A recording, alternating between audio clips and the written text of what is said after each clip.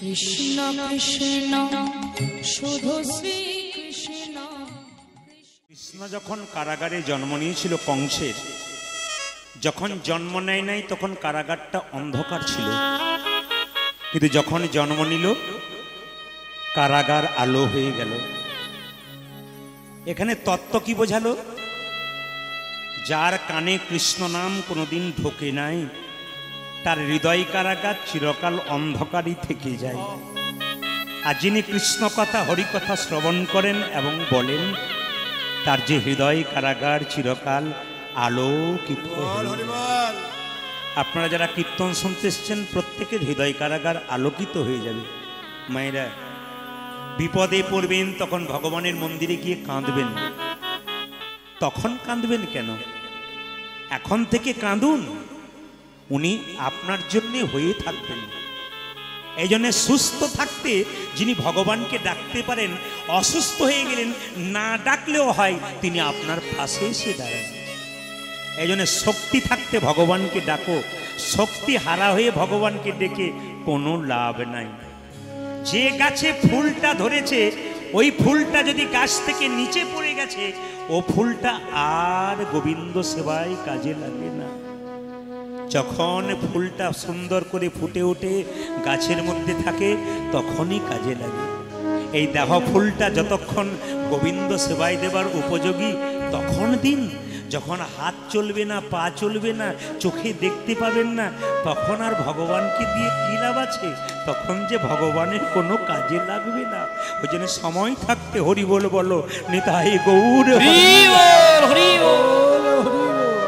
শুনবেন, মন দিয়ে শুনবেন। আকাশের শোভা চন্দ্র যেমন, চন্দ্রের শোভা তারা। আকাশের শোভা চাঁদ যেমন, চাঁদ। চন্দ্রের শোভা তারা। ব্রজের শোভা কৃষ্ণ যেমন। বৃন্দাবনে গেলে কৃষ্ণ ছাড়া মানায় না, তা ব্রজের শোভা কৃষ্ণ যেমন, নদিয়ার শোভা গোরা। ভালো করে শুনবেন। আকাশের শোভা চন্দ্র যেমন, চন্দ্রের শোভা তারা। ব্রজের শোভা কৃষ্ণ যেমন, নদিয়ার শোভা গোরা। পুকুরের শোভা পদ্ম যেমন, পুকুরের শোভা পদ্ম যেমন, পদ্মের শোভা অলি। পুকুরের শোভা পদ্ম যেমন, পদ্মের শোভা অলি। হরিনামের শোভা তেমনি রে ভাই, যত ভকত মন। আপনাদের এই সাগরপাড়ার মাটিতে আমি প্রথম এলাম আসতে। আসলে আপনারা ইউটিউবের মাধ্যমে শুনছেন বাড়িতে বসে বসে। আমি প্রচণ্ড চাপের মধ্যে থাকি, শুধু জেলায় নয়, আমি রাজ্যে থাকি। শুধু রাজ্যে নয়, আমি বিদেশেও থাকি। এই জন্যে চাপ প্রচণ্ড থাকার জন্যে সব জায়গায় সময় হয় না। আপনারা একটু বলবেন, জোরে বলবেন, নিতাই চাঁদ কি? না, ঠিক যেন মানালো না। যে পরিমাণ ভক্ত হয়েছে একটু জোরে আশা করছিলাম। নিতাই চাঁদ কি? যাক, বেড়েছে, আরো বাড়ার চান্স আছে। ওই ভেতরে যারা আছে তারা ভাবছে কি বলছে, একবার ভালো করে শুনি, তৃতীয়বার বলল। জোরে বলুন, নিতাই চাঁদ কি? এবার একটু মনের মতো হলো, এবার মনে আরো ভালো হবে। শ্যাম সুন্দর কি? বাবা বিশ্বনাথ কি? এই জায়গায় তো বেশি হবেই, কারণ বাবার কাছে বসে আছেন, বাবার কথা বলতে হবে। বাবা বিশ্বনাথ কি? শ্যাম সুন্দর কি? মদন মোহন কি? আপনারা জয় বলছেন না ভয় বলছেন বুঝতে পারছি না, জোরে বলবেন কিন্তু। রাধা রানী কি? এত জোরে বলবেন যেন গোয়াস পর্যন্ত যায়। জোরে বলুন, রাধা রানী কি? শ্যাম সুন্দর কি? মদন মোহন কি? হরিবাসর কি? গরম লাগছে কি? না, প্রমাণ হয়ে গেল যে আপনারা কত ডুবে গেছেন। আমি কি বলছি এদিকে নজর নেই, সবাই জয় দিচ্ছেন। একবার জোরে বলুন সবাই মিলে, বাবা বিশ্বনাথ কি? শ্যাম সুন্দর কি? মদন মোহন কি? বেশ, শুনে নিন। সুখ যদি পেতে হয়, মহাজন বললেন, আমার কথা নয়, আশ্রয় লইয়া ভজে যে তারে কৃষ্ণ নাহি তেজে, বাকি সব মরে অকারণ। এখন আপনারা যারা প্যান্ডেলের ভেতরে বসে আছেন, যদি প্রচণ্ড বৃষ্টি আসে ভিজবে কারা? প্যান্ডেলের বাইরে আছে যারা। আর প্যান্ডেলের ভেতরে যারা আছে তারা ভিজতে পারে কিন্তু কম, বাইরে যারা আছে তারা ভিজবে। রাস্তায় যাচ্ছেন ছাতা নিয়ে, বৃষ্টি হচ্ছে, যে ছাতা নেবে সে ভিজবে কিন্তু কম, আর যে নেবে না গোটাটাই ভিজবে। ধর্ম হচ্ছে ছাতার মতো, সংসার মাঝে যে ছাতা নামক ধর্মকে সঙ্গে করে যাবে, কষ্ট হবে ঠিক কথা, কিন্তু কম হবে। আর যে ধর্মকে সঙ্গ করবে না, তার ধর্মরাজ যুধিষ্ঠির মতো নয়, দুর্যোধনের মতো অবস্থা তার হয়ে যাবে। তাই আসুন, আজকের হরিবাসরে যারা এসেছেন কৃষ্ণ কথা আস্বাদন করার জন্যে, তাদেরকে পণ্ডিত বললেন চাতক পাখি। চাতক পাখি দেখবেন কোনো নদী বা পুকুরের জল খায় না, অপেক্ষা করে থাকে কখন মেঘের বৃষ্টি বরিশন হবে। ভক্ত হলো চাতক পাখির মতো, কৃষ্ণ কথা বর্ষণ হবে কখন, তার জন্য অপেক্ষমান, হরিকথা করবে, শুনবে, শ্রবণ করবে, এই জন্যে আসবে। এই জন্য কলির জীবকে উদ্ধার করার জন্য প্রভু যে পথ আমাদের শিখিয়ে দিয়ে গেলেন, সেই পথ ধরে আমাদের চলতে হবে। মায়েরা, আমরা শান্তির সন্ধানে বাড়িতে অনেক কিছু করে বসে আছি। আপনি টিভি সেট কিনেছেন, সিরিয়াল দেখছেন, আপনি এসি কিনেছেন, ঠান্ডার মধ্যে আশ্রয় নিয়েছেন, আপনি আরো অনেক কিছু নিয়েছেন শুধু শান্তির জন্যে। কিন্তু আপনাদের কাছে আমার প্রশ্ন আছে, সত্যি কি আপনারা শান্তি পাচ্ছেন? শান্তি হচ্ছে একমাত্র হরি নামে। এই জগতের টিভি দেখবেন, সিরিয়াল দেখবেন, কিছুক্ষণ পর আনন্দ শেষ। এই জগতে কেউ যদি মদ খায়, মদ খেয়ে সেভাবে আমি পৃথিবীর রাজা, আমার মতো আর কেউ নেই। কিন্তু মদ খেতে খেতে, আনন্দ পেতে পেতে লাংস, কিডনি, লিভার এক সময় নষ্ট হয়ে যাবে, নিরানন্দের সাগরে পৌঁছাবে। কিন্তু হরিনাম এমন একটা মদ, এ প্রথমে কারো আনন্দ লাগে না, কিন্তু আনন্দ পেতে পেতে পেতে পেতে এক সময় পরমানন্দ গোবিন্দের, যার আনন্দ কোনোদিন শেষ হয় না। আর সেই আনন্দটা দিয়ে গেলেন কে? স্বয়ং মহাপ্রভু। তিনি এলেন কখন? 1486 খ্রিস্টাব্দে দোল পূর্ণিমার দিনে। মায়েরা, বাচ্চাদের আপনারা যীশু খ্রিস্টের জন্মদিনে কেক কিনে আনেন। সব মায়েরা বাচ্চাদেরকে শিখিয়ে দেয় আজকে বড়দিন, কেক খেতে হয়, কেক কাটতে হয়। আমি যীশু খ্রিস্টকে মানব না তা বলবো না, কিন্তু আমাদের ঘরের ভগবানকে আমরা চিনলাম না। কবে মহাপ্রভু জন্ম নিল তাতে বাচ্চাও জানে না, বাচ্চার মাও জানে না। এইটা আমাদের সবচেয়ে দুঃখের ব্যাপার। হিন্দু সনাতন ধর্মকে বাঁচানোর জন্য কীর্তন কমিটির কর্মকর্তারা অক্লান্ত পরিশ্রম করে যে হরিবাসর তৈরি করেছে, সেই সনাতন ধর্মকে রক্ষা করার দায়িত্ব আমাদের প্রত্যেকের আছে। এই জন্যে মহাপ্রভু এলেন 1486 খ্রিস্টাব্দে দোল পূর্ণিমার দিনে 23শে ফাল্গুন। আনলেন কে? অদ্বৈত প্রভু। কিভাবে আনলেন? গঙ্গা জলে তুলসী পত্র দিয়ে প্রভুকে আহ্বান করলেন। ডাক যদি সঠিক হয়, ভগবান কি না এসে থাকতে পারে? অদ্বৈত প্রভু গঙ্গা জলে তুলসী পত্র দিয়ে মহাপ্রভুকে ডাকছেন। আমার একটা নিবেদন রইল, কীর্তন চলাকালীন যদি কেউ কোনো গল্প করে বা কোনো কথা করে, উনি যেটা নেবার জন্য এখানে এসেছেন ওটা না নিয়ে উল্টোটা নিয়ে যাবেন। আপনারা এখানে বসেছেন কেন? হরিকথা শুনে পুণ্য সঞ্চয় করে বাড়ি যাবেন। কিন্তু হরিকথা শুনতে এসে কোনো ব্যক্তি বা কোনো ভক্তিমতী মা যদি অন্যের কথায় কান দেয় বা গল্প করে, তাহলে উনি পুণ্য বাদ দিয়ে উল্টোটা মানে পাপ সঙ্গে নিয়ে যাবেন। আজকে কিন্তু আপনাদের আসরে আমার আসার কথা নয়। এনারা আমাকে বায়না করেছেন 1 বছর আগে, কিন্তু গোবিন্দের কি কৃপা, আমার মা 14 দিন অসুস্থ, তো 14 রাত আমি ঘুমাইনি। আমি 14 রাত ঘুমাইনি। আজকে নিয়ে আমার 15 রাত্রি হবে। গোটা 14টা রাত হরিবাসরে দাঁড়িয়ে বললাম, আমি একবার ঘুমাইনি, একবার চোখ লেগেছে আবার ভেঙেছি। আমি গত পরশু তারিখে জবাব দিয়ে দিয়েছিলাম, আমি মনে হয় পারলাম না। তো যাই হোক, মা আজকে একটু সুস্থ আছেন, তবু আসার সময় বলে কালকে আবার চলে আসবি কিন্তু, মানে কাল তো আমার আবার 3:30 এখানে গান আছে। মা বলে কাল আবার চলে আসবি, আজকের দিনটা যা। কথা দিলাম চেষ্টা করব, আপনারা আশীর্বাদ করবেন যেন ভালো থাকে। 14 রাত্রি আমার চোখে ঘুম নেই, আজকে নিয়ে 15টা রাত্রি। আসার কথা নয়, আপনাদের আশীর্বাদে এলাম। আসুন। আশ্রয় লইয়া ভজে যে তারে কৃষ্ণ নাহি তাজে, বাকি সবই মরে অকারণ, বাকি সবই মরে অকারণ, বাকি সব মরে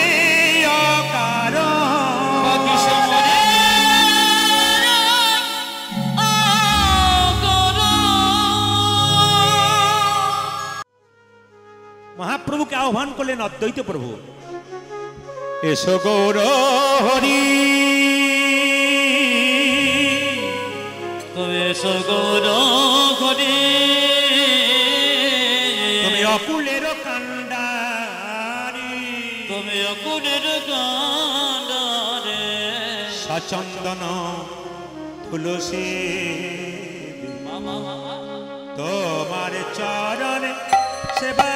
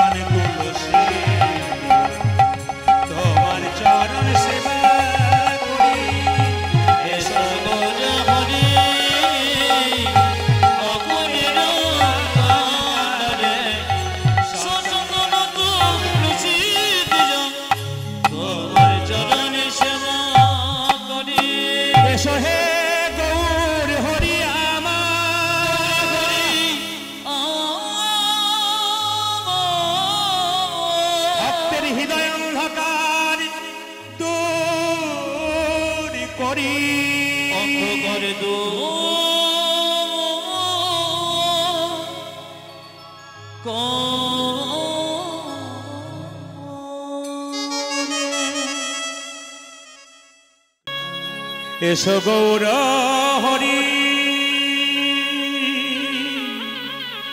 এসো গৌর হরি। ভগবানকে ডাকার সময় একটু উলুধ্বনি দিতে হয়। প্রত্যেকে সবাই মিলে জোরে উলুধ্বনি দিয়ে আজকের মন্দিরকে আলোড়িত করে তুলুন। এসো গৌর হরি, তুমি এসো গৌর হরি।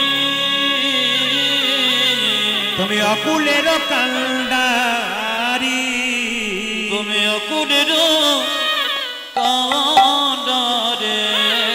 সচন্দন তুলসী দিয়া তোমার চরণ সেবা করি।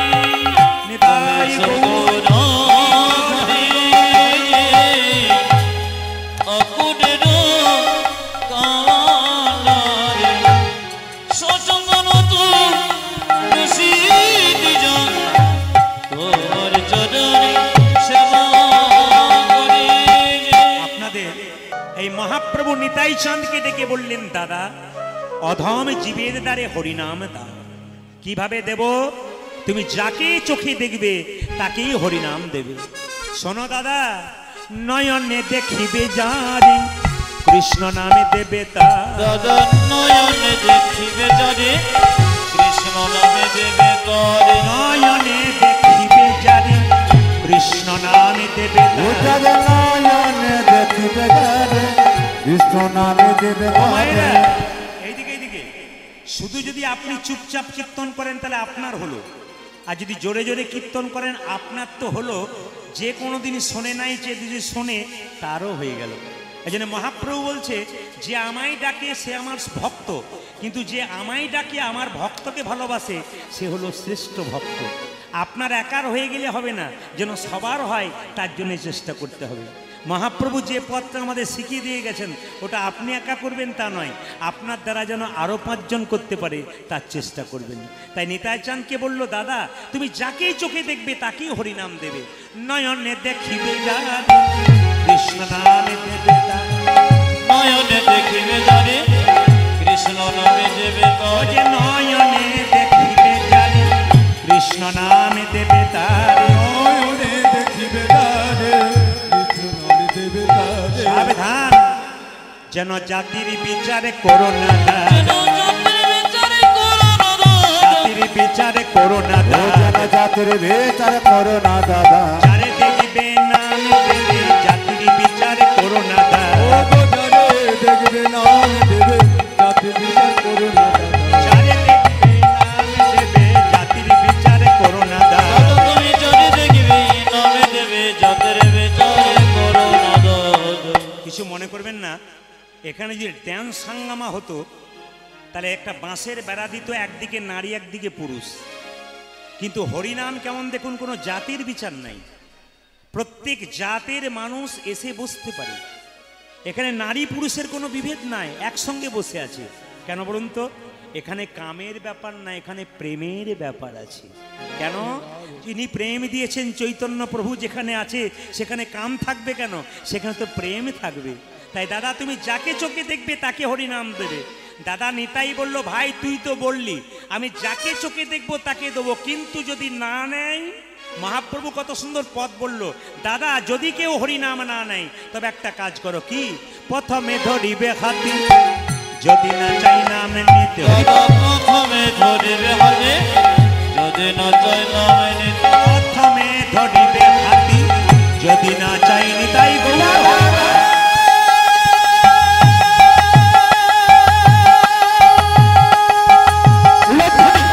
ধ্বনি প্রেম সে।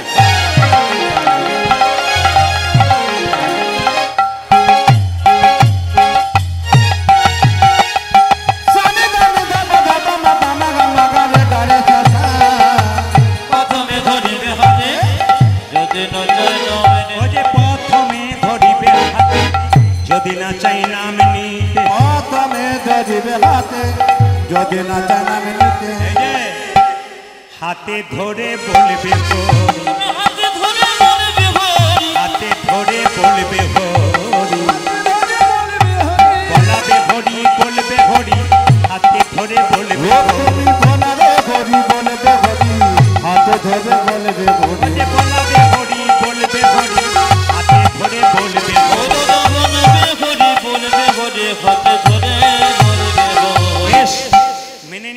যদি কেউ হরিনাম না নেয় তাকে হাতে ধরে দেবো, যদি হাতে ধরার পর হরিনাম না নেয় তখন কি করব? ও দাদা, শেষ উপায় একটা আছে, এটা করলে হরিবোল বলবে কি, পাছে তারও লোটাইবে পাই। ও দাদা পাছে কারো